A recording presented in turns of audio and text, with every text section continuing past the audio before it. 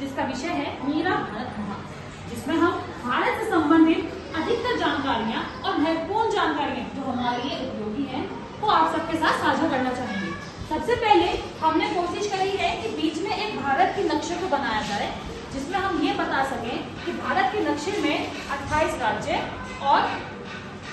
8 केंद्र शासित प्रदेश हैं,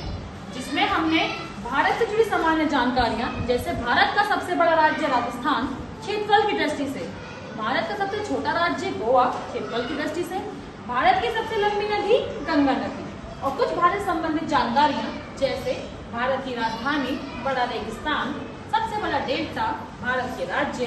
केंद्र शासित प्रदेशों की संख्या, हमारे देश की स्वतंत्रता दिवस, गणतंत्र दिवस और सर्वाधिक पड़ोसी राज्यों से जुड़ने वाला राज्य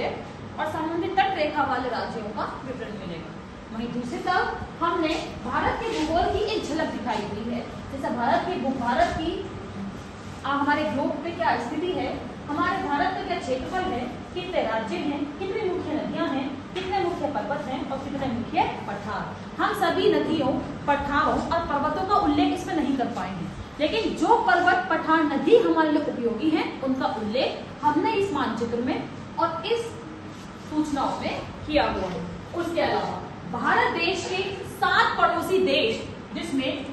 अफगानिस्तान, पाकिस्तान, चीन, नेपाल, म्यांमार, बांग्लादेश और श्रीलंका का आपको दिखाया हुआ है, वर्णन किया हुआ है। वहीं भारत दोनों तरफ से जो पानी से घिरा हुआ है, इधर बंगाल की खाड़ी और इधर अरब सागर है, सबसे नीचे हिंद महासागर है और 2 छोटे-छोटे हमारे महत्वपूर्ण द्वीप, लक्षद्वीप और अंडमान और निकोबार द्वीप समूह इस नक्शे में आप लोगों को दिखाए हुए हैं। तो वहीं भारत के 8 केंद्र शासित प्रदेश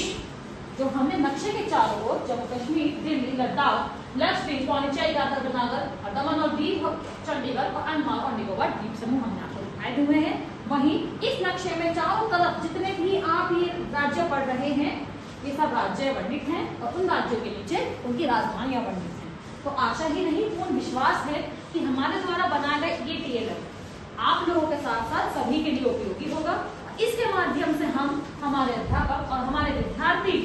कक्षा 4 और 5 से संबंधित इस टीएलएम के माध्यम से भारत देश के बारे में अधिक से अधिक जानकारी को प्राप्त कर सकेंगे। तो क्या हम इन जानकारियों को याद कर पाएंगे?